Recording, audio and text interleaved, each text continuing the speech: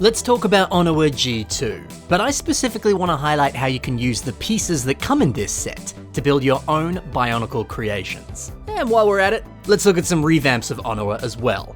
Let's go.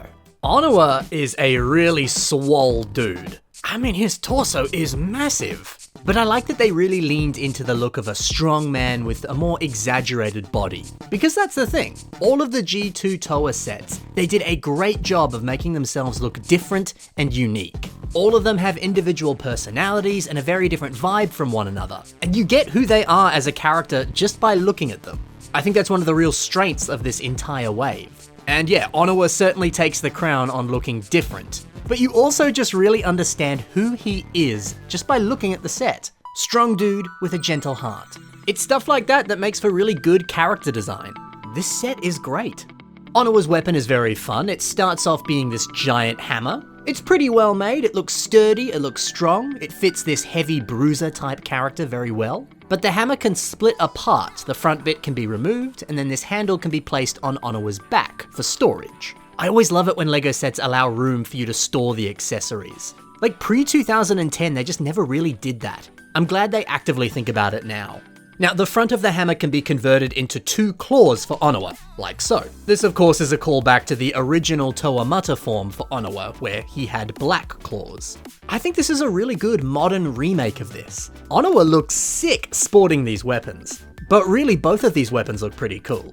So all up, Onua includes 108 pieces, which if I'm not mistaken makes him the Toa with the most pieces ever.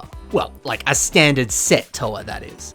Speaking of pieces, Onua includes 4 of these beautiful purple CCBS armor shells. And actually they only appear in purple in this size in this set. Mr. R03 uses this part for a mock that's called Tarn. Now if you're not familiar with this character, they're a Transformers character. A really freaking cool Transformers character. And dude, they have been perfectly recreated in Bionicle form. Down here on the legs we can see some of these smaller purple armor pieces in use. There's also more of them on the arms as well. Now that I think about it, there's a few different Decepticons that have purple in their color scheme. So hey, why not use these pieces to bring some of those Transformers to life? Then you do like this mock does and you mix it in with some other system purple pieces, and you got a real winner. Onua's awesome claw pieces appear 4 times in this set. And hey, it's worth saying, using them for a hammer design, or a claw design, or even the shoulder design like we see in the set, well, all of those are brilliant ideas. So go ahead and steal that stuff. If it looks good on this set, it's probably going to look good the exact same way on your own stuff too. Or you can do what Nerved Mox has done here and place 2 of these claw pieces together and attach some talons onto the very front. Then you just slap this onto an arm design and, well, I think it's epic. Yes, it's a pretty simple technique, but it produces a brilliant end result. Otherwise, Shadow Gear 6335 also uses these pieces on a mock called Namaste, the Wandering Scholar. Taking a look down at the upper legs here, see how these parts just drape over the leg like so? It makes for some pretty good waist armor.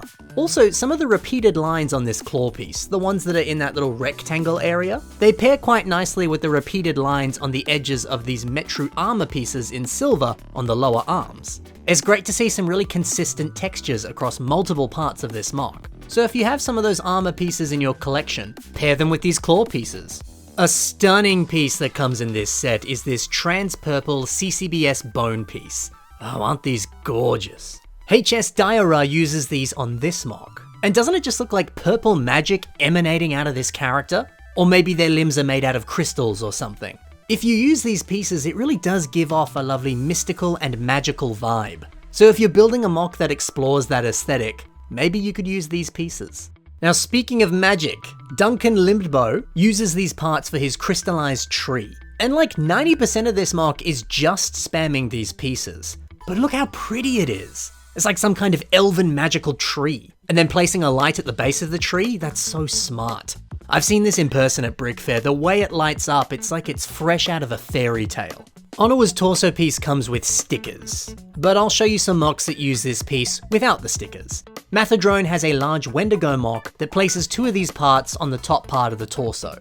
And look at the shaping here. Rakshi heads down below, a Borok weapon in the middle. It looks so organic and the shaping, it's brilliant. What a phenomenal way of using these pieces. And also this head design, it's very realistic and very creepy. Mathadrone also uses a very similar torso design on a different work-in-progress creation, turning this torso into a mech.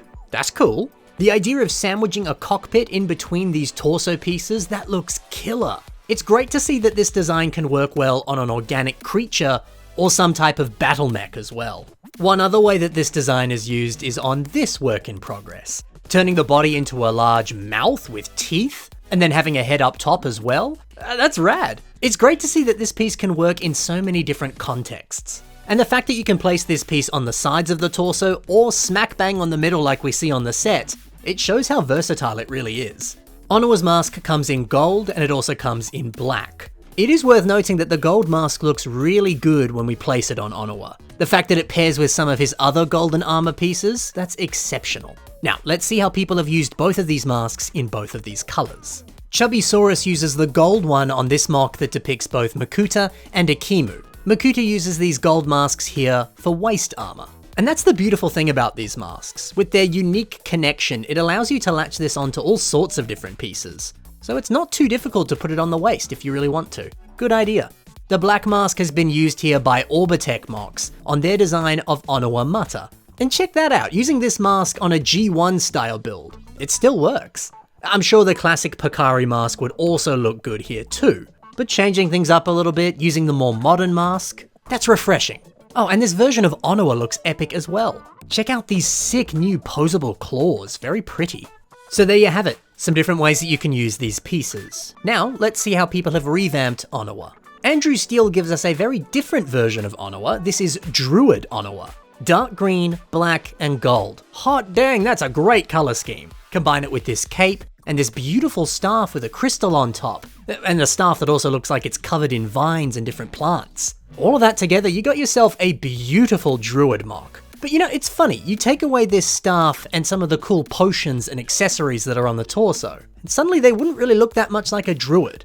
Sometimes weapons and accessories like this, they're really all you need to bring a concept to life. So if you're building something right now and the idea that you're trying to emulate just isn't working, give your mock some props. Give them accessories, give them a unique weapon. That'll probably be all you need to add to pull off the look that you're going for.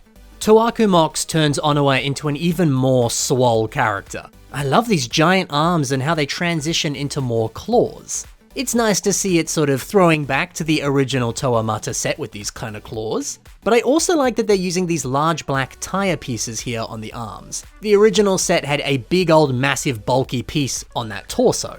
So why not put other big bulky pieces on the mock? It kind of makes sense, right? Yeah, this is really fun. And finally, Jakku Builds shows off his version of Onua. I always love showing off this person's builds. They do such a great job of drastically altering the design of the G2 Toa, but in a way that just really works. All of these sleek armor pieces, they pair so nicely with Onua's mask. And there's something so classy about an all-black color scheme with very subtle hints of dark bluish grey. And look at that, the grey parts are pretty much exclusively on these upper leg pieces, and nowhere else. But that's enough to make this all-black color scheme not feel too boring. Oh, actually, there are a few gunmetal pieces here and there. I didn't notice that, but that's a nice inclusion too. So that's it for Onua G2. If you enjoyed the mocks that you saw in today's episode, be sure to take a look at the description below. You'll see more from the builders there. Otherwise, thanks for watching guys, happy building, and bye for now.